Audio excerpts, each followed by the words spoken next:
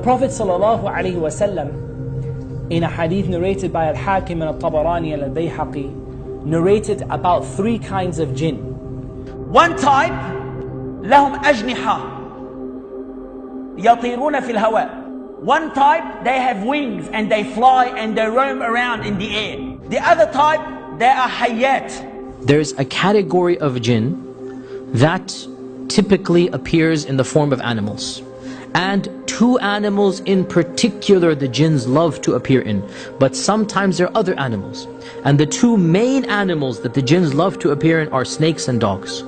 But this does not mean that they never appear in another form. They could have other forms as well. The 3rd type of jinn is they come and they go. This is the one that seems to want to irritate us, want to frighten us, want to come into our lives. This 3rd category. Again, there is a lot of discussion about this hadith. And there are some things that we can say very definitively. First of all, the question comes, are these 3 types the only 3 types of jinn? Some of the scholars say that the Quran and the Sunnah mention more than these. So these are an example of 3 types of jinn. But what I want you to take from this hadith, notice how there are 3 different types that the Prophet ﷺ talks about. And notice how the 3 have different characteristics and different abilities. So notice one flies through the air. The implication is that one flies through the air and the other one doesn't fly through the air. Some of them are good and some of them are bad. The good jinns are called jinns and the bad jinns are called shayateen. The jinn are all different. They have different abilities, different characteristics, they do different things, they like different things, they dislike different things. And there are different categories of shayateen. There's a shaitan, al-marid, and there's the afrit. As there's criminals, let us say, some of them are oppressors, some of them are transgressors, some of them are disbelievers. Also the shayateen, there are ranks, depending on their disbelief, depending on their power. And every type of them have different ability and different strength. Just like you, my dear brothers and sisters. Some of you can lift 20 kilos and some of you can lift 200 kilos. Some of you are intelligent and some of you are not as intelligent. So the jinns are like this. And Abu Dawood narrated from Jabir ibn Abdullah that the Prophet ﷺ said, if you hear the barking of a dog or the braying of a donkey, then seek refuge with Allah, for they see that which you do not see. So the Prophet ﷺ indicated that both donkeys and dogs are able to see the jinn in certain circumstances. Allah knows best. There are certain jinns that are there just for evil. Their nature is evil. So one of the ones that Rasulullah ﷺ has told us to be aware of are the ones that like to stay with impurity. They are known as the khubuth wal khaba'ith. Now they love toilets because they just got this impure nature. Their name is khubuth wal khaba'ith. You know, they're a particular impure part of the jinn sort of colony. And Rasulullah ﷺ has told us that when you go to the toilet, you just have to seek protection before you go in the toilet. So those jinns, if they're there, they won't have any effect.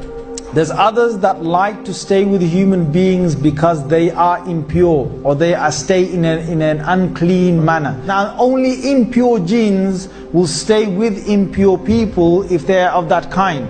And they will just stay with them. Sometimes they won't affect them. There's one particular shaitan that will give doubts. So when people make wudu, some people get doubt. Did I wash this? No, let me wash it again. So they wash it again.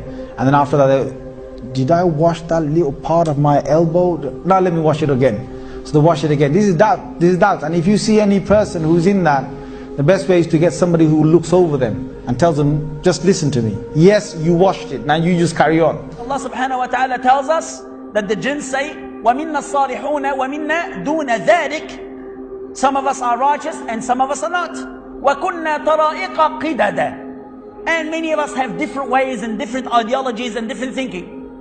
Some of them, the jinns, are Muslims. Some of them are disbelievers. Some of them are Jews, Christians, Buddhists, atheists, monks, everything. The same as human beings. Many people mistakenly think that all of the shayateen are chained up in Ramadan. This is not true. only the marada of the shayateen. And the marada of the shayateen are the obstinate, or the ones that are especially going to harm you. Are they a separate category like the ifrit, or are they simply the shayateen that are more harmful than other shayateen? Allah knows best, because the ifrit seems to be like a different species of the jinn, or a different clan of the jinn, and Allah knows best. The disbelievers from amongst the jinn, they have a very ugly appearance. They don't have a very nice appearance. And we don't know a full appearance of them. I've met many patients who describe the jinn to me. I've met many people who have seen the jinn in various different forms. But I'm going to only quote you what Allah Azza wa Jal tells us about the jinn in their appearance, or about the evil beings from amongst the jinn. Allah Azza wa Jal tells us about the tree that grows from the base of the hellfire. The tree of Az-Zaqum. The tree which is ta'amun athim, which is a very painful and an evil tree. And Allah describes the fruit of the tree of the hellfire and says it looks like the heads of devils. So if you imagine this horrible tree, this horrible poisonous evil tree, and you imagine that it looks like the heads of the shaitan, you can imagine that these shayateen are not particularly nice in appearance.